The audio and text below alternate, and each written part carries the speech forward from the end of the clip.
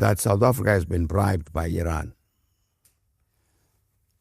So personally, I was puzzled by that.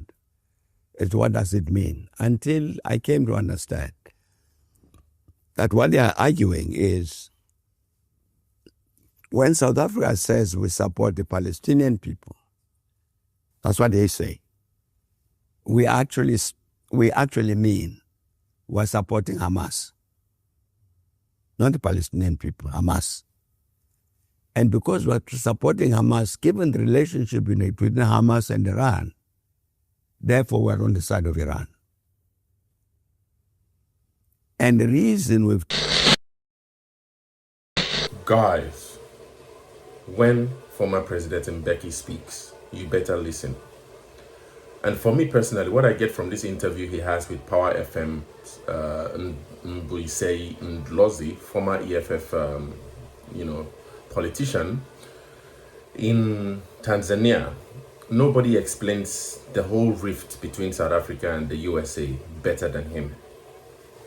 And I really don't want to spill the beans, but I want you guys to listen carefully because this is a really important matter to all South Africans and even to Africans at large, because he's really explaining what is at the root of this thing we call multilateralism and how it is and why it is that the USA has been able to gather this much power to really, dictate or outline these tariffs that it places on many countries, to the point where Donald Trump seems to be able to deploy trade as a weapon for negotiations and even to the pursuit of peace. Former President Thabo Mbeki is actually explaining the South African case, which I don't want to spill the beans, but everything he says here is really important for every South African to understand, because it would determine how much South Africans understand the sovereignty they have in a multipolar world, in a world where it seems that we do not have the same kind of multilateralism we saw under the US unipolarity. And so that's actually what he's explaining here in this video, and I think it will really be smart for us to take our time to listen to why it is that President Trump and President Ramaphosa are in a heated clash, to the point where South Africa has actually been slammed a 30% tariff starting from August. And how that goes well, how that plays well, I really don't know. But let's quickly listen to former President Thabo Mbeki break down these issues, complex issues, the root causes, and share your thoughts in the comments. I want to go back, President, to this dependency politically now, because the retreat, as it were, and maybe go to this White House drama over the weekend with the South African president and the president of the United States. Many of us watching that, certainly I think my assessment in the country, it looked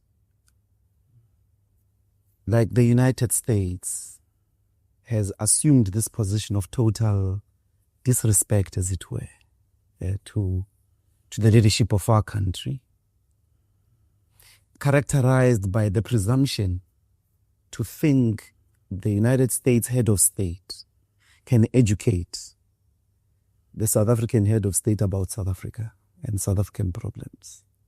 It was shocking for us to see the drama even in prepared videos and pictures and all of that.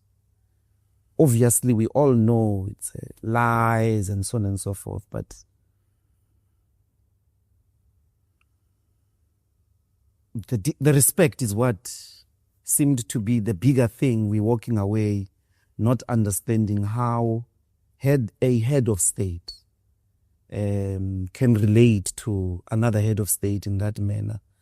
But for Africans, with this question of dependency, structural dependency, and many people may argue as well, intellectual as well, it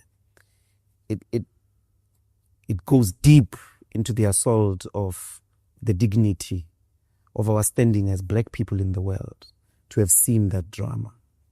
The escalation of that deteriorated relationship of South Africa and the United States. President's comment, obviously, in the many moments you have looked at the question. You stop at, in the first term, the relations were this way of Trump. And then you say you can't quite measure what went wrong. And there are many presidents of the United States over the years, even to people that were not heads of state like O.R. Tambo, that were treated with humongous amounts of respect. Certainly yourself with Bush, during what was a very dramatic international pharmaceutical assault. There still were serious disagreements about HIV and AIDS, but we never saw that. His visit to South Africa, and we never quite, even at the center of key disagreements about the Middle East, Iraq, and all of that, we never saw that drum. There was still a sense of decorum and so on and so forth. I'm saying, with the benefit now of hindsight, the Trump administration has crossed the 100 days. President Ramaphosa has been there with that delegation.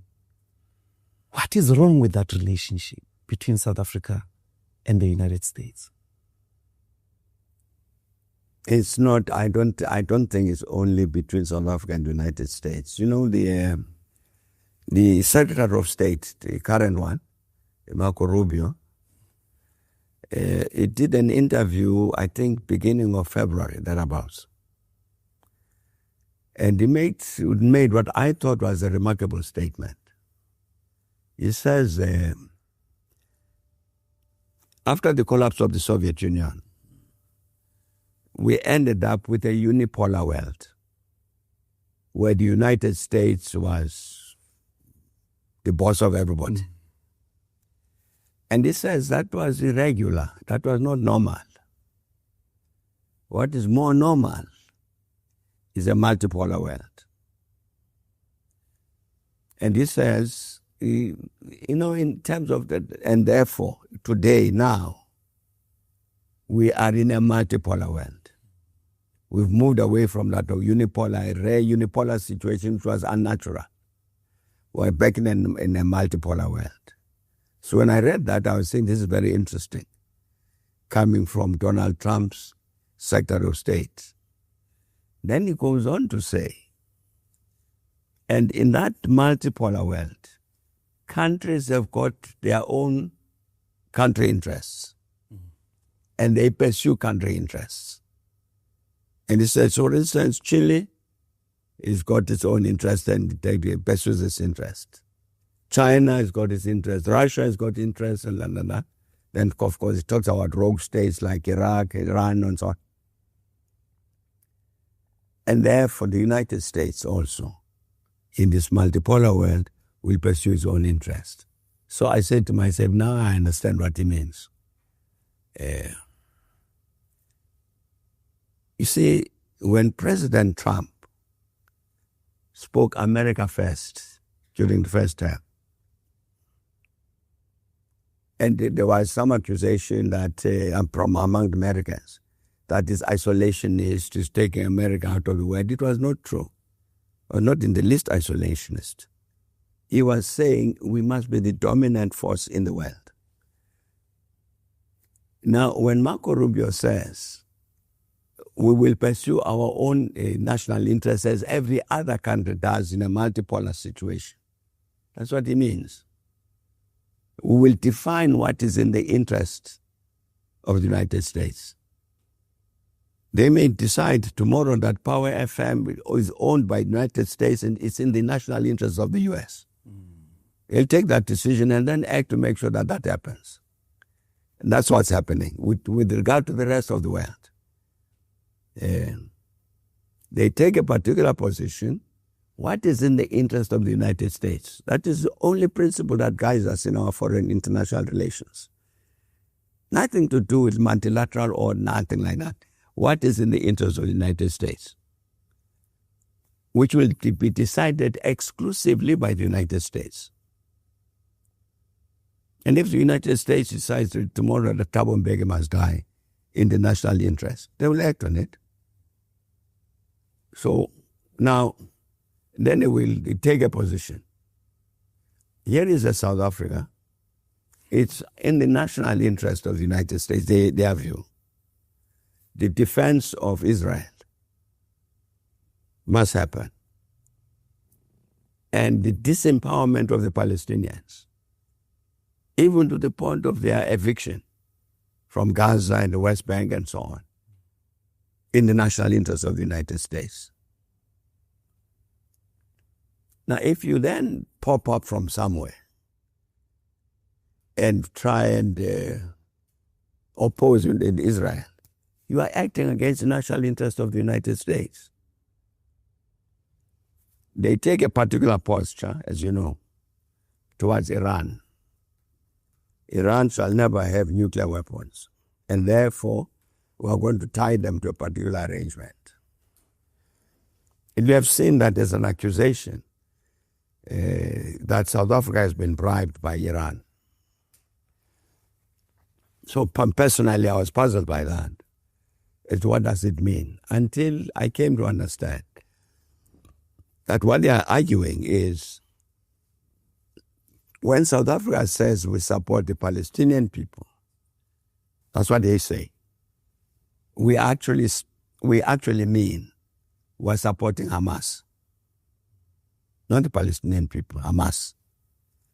And because we're supporting Hamas, given the relationship between Hamas and Iran, therefore we're on the side of Iran. And the reason we've taken up the Israeli issue in the way that we've done in the International Court of Justice is because we're bribed by Iran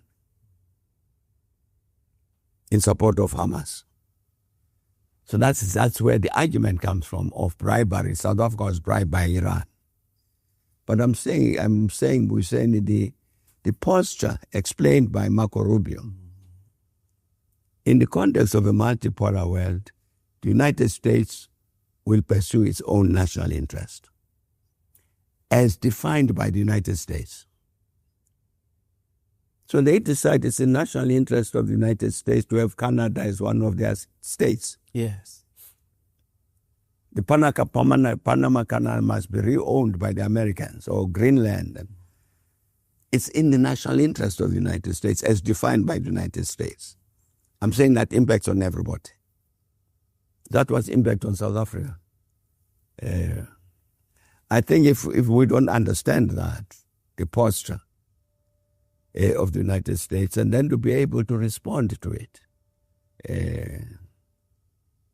whatever posture they assume towards South Africa in their national interest, we must be able to stand up to say our own interest is the following. And defend whatever is in our interest, and to debate with them, and perhaps you can persuade them to change what their view is about South Africa. But that's what informs the behavior, not towards only South Africa, but globally, is the pursuit of the national interest, exclusively the pursuit of the interest of the United States, not guided by anything else. If you say to them, no, but you should incorporate in your policy posture the concept and the practice of multilateralism. No. What is that? Only if multilateralism is in the interest of the United States. If not, no. That's how Marco Rubio had. When I read that interview, I understood what Make America Great means.